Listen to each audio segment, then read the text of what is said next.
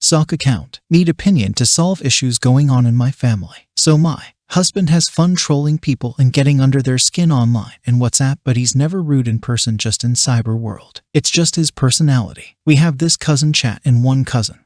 Samuel has always been sensitive to my husband's antics. He did directly tell my husband he doesn't appreciate him making fun of his beliefs, politics, appearance for laughs, but my husband continued to do it and Samuel eventually just took it and remained quiet. We were all at peace for about a year and my husband continued to make jokes, but Samuel ignored. My husband made another joke about Samuel when Samuel's wife, AITA, stepped in, saying she didn't appreciate us using her husband as punching bag and everyone on the chat is rude for not stopping my husband. AITA has always been a hothead.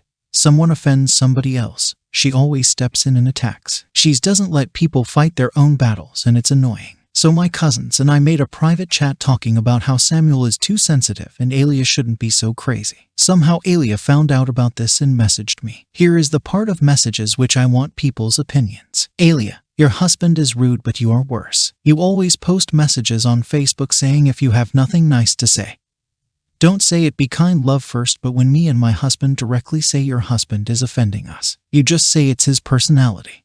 It is just his personality. It's your fault. You don't understand everyone's relationship. Everyone got along until you came. AITA, what are you talking about? My husband has always disliked your husband. Well, he didn't say anything for a year. It means he's okay with it. It's just you. AITA, not true, but okay. Let's say it's just me. I'm offended by your husband. You think it's just his personality, right? I'm saying it's hurtful. You could have private messaged me and apologized, or at least asked if I was okay. If you cared about peace and kindness so much. I have nothing to apologize for. My husband and I didn't do anything wrong. You just don't understand our dynamics and always try to pick a fight. It went on for a bit, but then AITA eventually let it go. So Reddit, what do you think? Should I have reached out and apologized for my husband's behavior? My family is saying AITA is just crazy and Samuel is just overly sensitive. Edit. AITA doesn't just politely say stop. She throws disrespectful insults as well. Edit. Okay. Not one person is defending me, so I guess I was wrong and I'll reach out and apologize. Edit. I just thought I wasn't the one saying anything, it was fine. My other cousins, who are all in their later 30 divided by, said I did nothing wrong. I guess I'll show them this Reddit too. They didn't like that AITA called them out either. Your husband is at the wrong here for bullying your family member. Saying it's his personality doesn't excuse his behavior. Your cousin tried telling your husband he didn't like it too.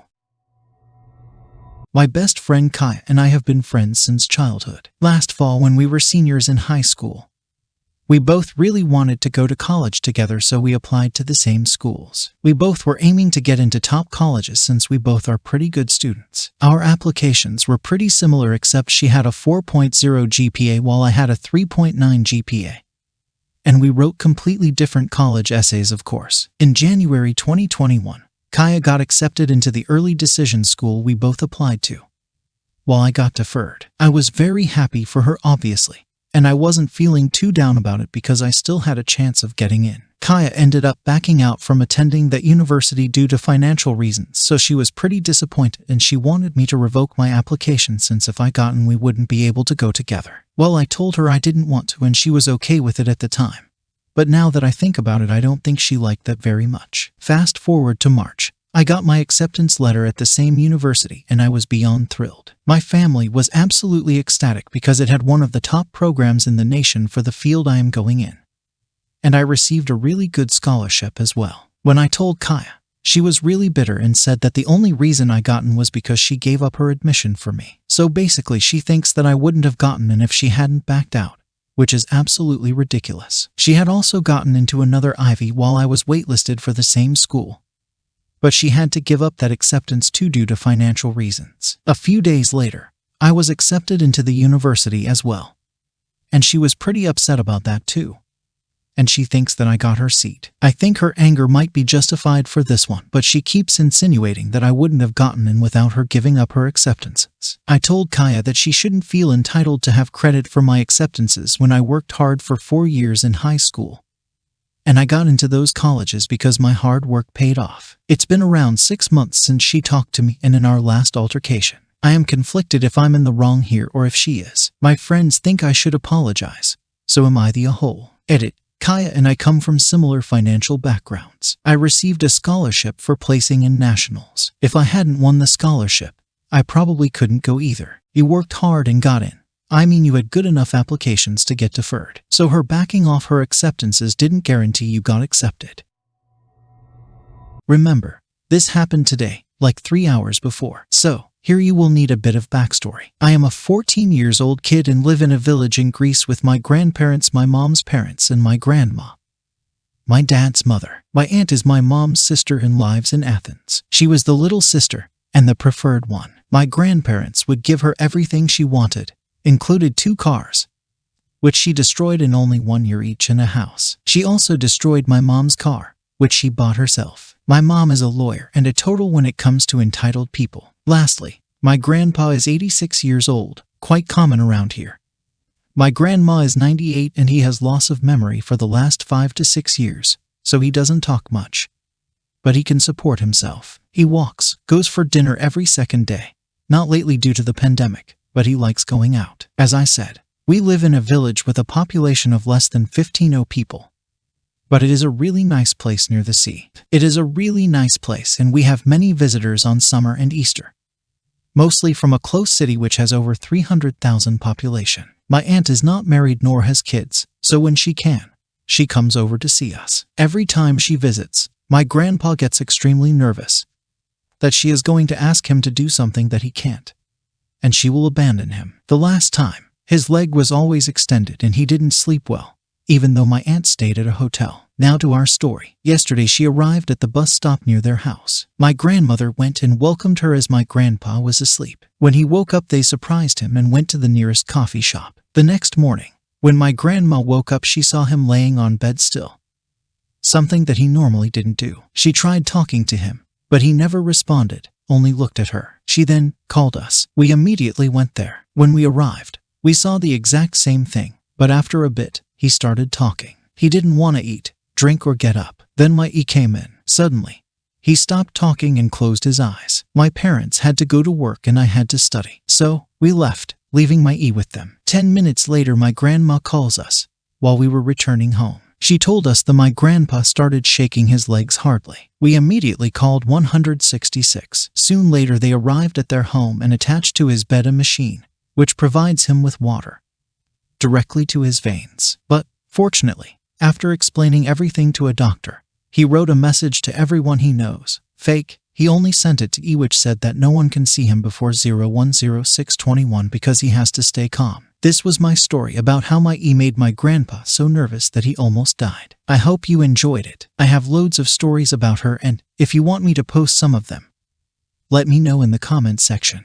Tell us guys, what do you think about this story in the comments below. Into the next story.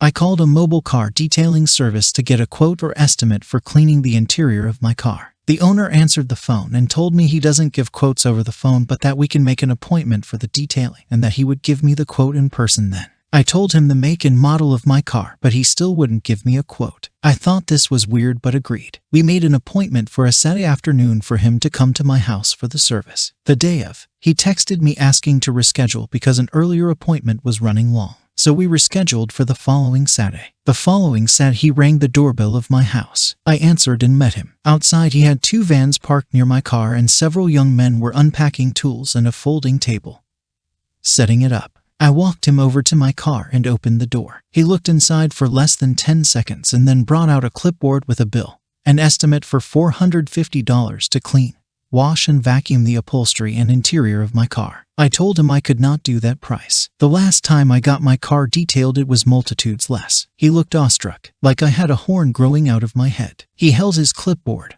looked down at the paper, looked at his guys setting up. He tried to convince me of the value and showed me a very expensive looking machine in the van. I repeated that I could not do that price. At this point he shook his head and told me, I mean, you've kind of got me over a barrel here. I cleared my schedule and came all the way out here on a Saturday. I tried to get a quote from you over the phone. If you would have told me ahead of time, you wouldn't have even had to come out here because there is no way I'd have agreed to that price. Him, shaking his head, man, this is so unprofessional. I have never seen anything like this before. This is really unbelievable. He and his crew grumbled, packed up and left. I have tried to paint an accurate as a picture as possible without any subjective language. So, was I the a-hole for refusing the detail service? Well, I don't really think you're at the wrong in this situation. He didn't give you a quote over the phone. You are not forced into accepting their service if you find it too expensive. And yeah, as you said, if he did give you a quote over the phone, he could avoid this situation and didn't have even had to come out there because, as you said, won't agree to that price. So tell us, guys, what do you think about today's story in the comments section? And in case you want us to cover some other subs like I Don't Work Here Lady or Entitled People and Pro Revenge, just tell us in the comments below. And don't forget, support us by pressing like and subscribe, as we're putting a lot of work and effort to make these videos for you every day. See you guys in the next video. Thanks for watching. If you like the video, like and subscribe.